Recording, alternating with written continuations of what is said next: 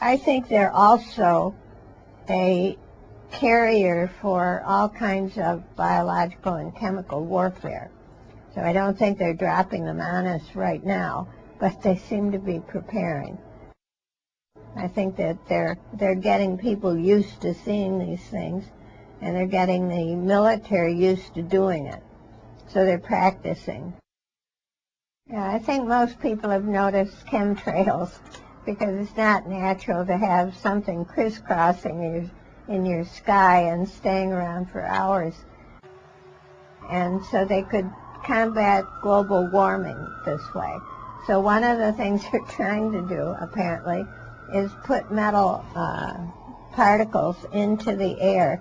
They fall down, you know. It's kind of crazy, but anyway, that's one of the reasons. Chemtrail looks like a jet fume, but the jet discharge only lasts for about 15 or 16 seconds, whereas the chemtrail lasts for hours. And you can also see it keeps getting wider and wider, and if you look at it closely, it's dripping things. Now, from a former worker at the Oak Ridge nuclear plant, I found that the approach of our government to chemtrails is twofold. One is they think if they put metals up there over places where there were cities or groups of people, they could deflect the sun's rays back up again. The other is what they're calling aerial pharmacopoeia.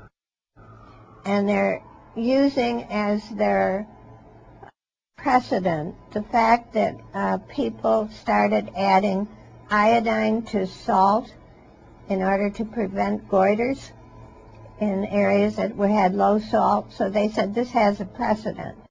So there are all kinds of things going on with these chemtrails. I think they're outrageous. They don't belong in our sky, and they're probably messing up things they don't even know about. And we don't need this kind of, dosing the population with unknown chemicals and messing up the body metabolism. So they can put chemicals into those chemtrails that come down on people and try to modify some of the bad effects of pollution. I think they're also a carrier for all kinds of biological and chemical warfare. So I don't think they're dropping them on us right now, but they seem to be preparing. I think that they're getting people used to seeing these things, and they're getting the military used to doing it. So they're practicing, and they're probably practicing with things they consider relatively harmless. Whether they really are, we get fooled by a living system. Things that we think are harmless are not. And I find it very reckless to be putting things into the atmosphere without telling people, without knowing what they're going to do. And it's certainly an outrageous approach to global warming. They ought to be joining the Kyoto Pact and reducing the harmful emissions, not adding more to the atmosphere. They totally deny it. They just say it's just the exhaust from a jet motor. They totally deny it.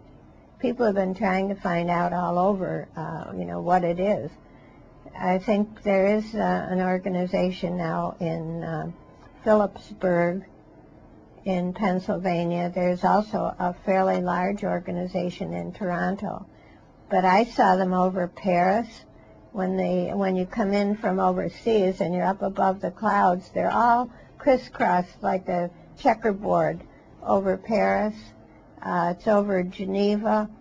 It's, so I mean, I've seen this myself. I'm sure it's over other countries.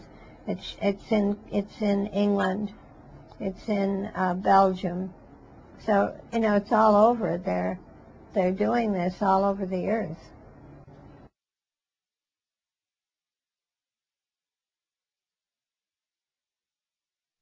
That has to be collusion, yes, because it's all over. I don't know. I don't know whether it's just Western Europe and the U.S. or because I haven't been in Asia recently, so I don't know whether they have it there. I mean, this might be just shared among friends.